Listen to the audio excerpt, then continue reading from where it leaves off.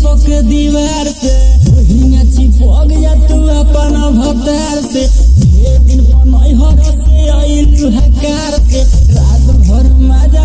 लेवे तो प्यार से आज भर ढेउ दा ढोढ़ी जाने छिउ दा थकल बा मिजाज जाने हो वाला फिउ दा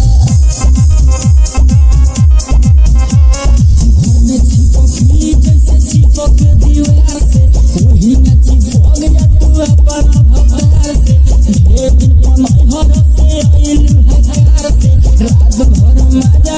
लेवे तो प्यार से आज भर ढेउ दा ढोढ़ी जाने छिउ दा थकल बा मिजाज जाने हो वाला फिउ दा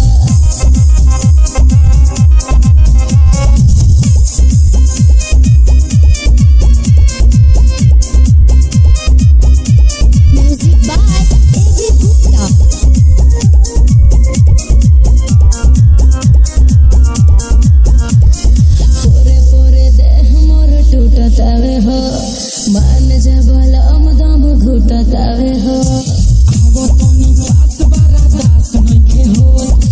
भरती बा खेत जौन दिही आजुजो आज भर ढेउ दा ढोढ़ी जाने छिउ दा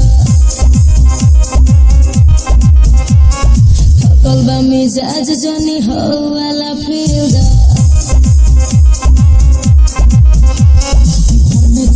चिपक दीवार से वही चिपक जा तू अपन भतार से ढेर दिन पनई हर से आइलू हकार से रात भर मजा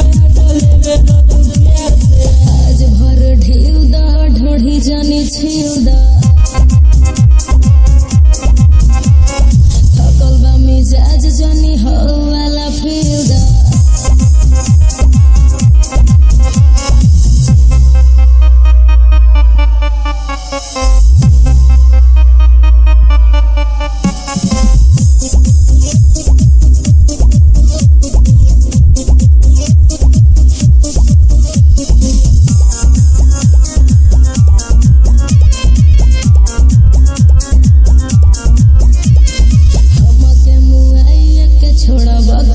बुलेट राजा देह गोड़ा बका हो लगे हो जा फेस मुंडा कोई के फरेस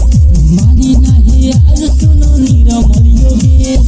आज भर ढेउ दा ढोढ़ी जाने छिउ दा थकल बा मिजाज जाने हो वाला फिउ दा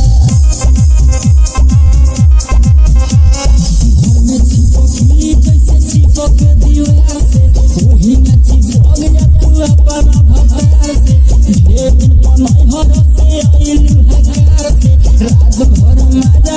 लेवे तो प्यार से आज भर ढेउ दा ढोढ़ी जाने छिउ दा